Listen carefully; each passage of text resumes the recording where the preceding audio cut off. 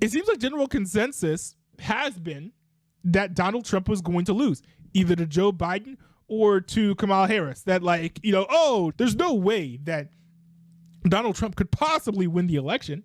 No way in the world.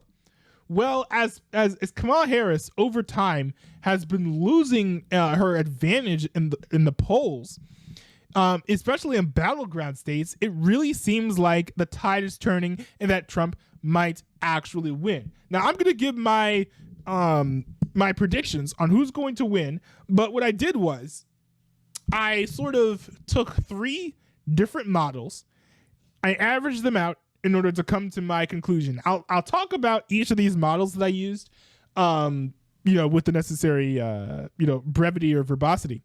But here, this is the first thing I used as the model. This is actually just the Real Clear Politics map. If you see it here, I know that my camera is going to cover part of it, but the long and the short of it is, if we take the current polls into account with no toss-ups, what we get is Kamala Harris with 226 electoral college votes and Donald Trump with 312 electoral college votes. So according to Real Clear Politics, it seems that Donald Trump is going to win. But I decided to not just take their word for it, but go through the 538 polls and try to analyze things for myself and see, where things lie state by state. And I used 2 algorithms, if you want to call them algorithms, for making predictions. Now, this one, I call this the red map. This is the red map. This is if you take all of the polls and then you shift everything to the right by 2%. And the reason why I chose 2% is that I've heard that the polls on average have been off by anywhere from like 3% to 8%, but 3% is where, the error tends to be. Usually the polls are off by 3%. So I figured, let's not exaggerate things. Let's keep things within the realm of possibility.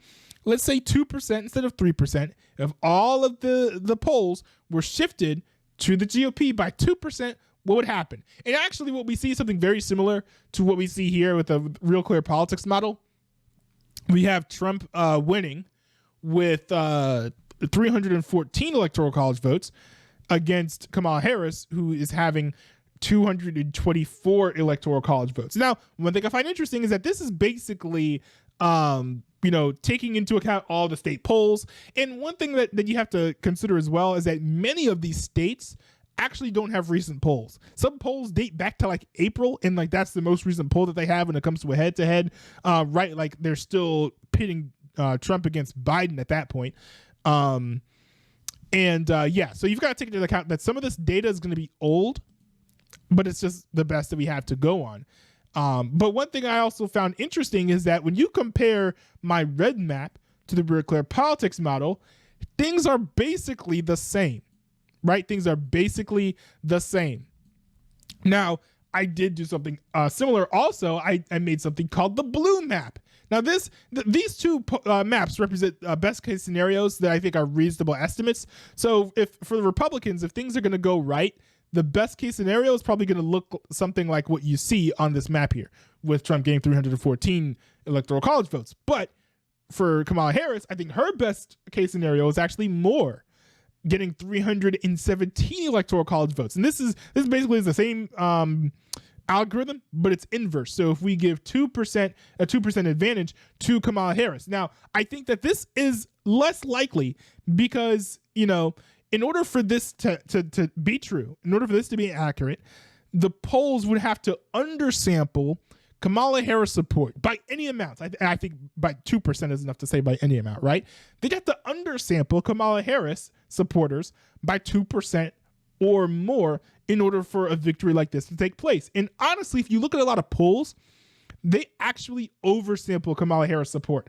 So I think it's more likely that we see a red map than a blue map. But hey, I got to be honest, that's my own personal bias there. I could be wrong in that front. And hey, I don't think our polls have been any more wrong or data or whatever, the things that we would typically use to analyze elections I don't think that stuff has been more wrong than it has been in 2020. So things might even be even more off, and it might be even harder to make predictions in this election than the last election. But the data that we have is the data that we have. We can only go on the information that we've got.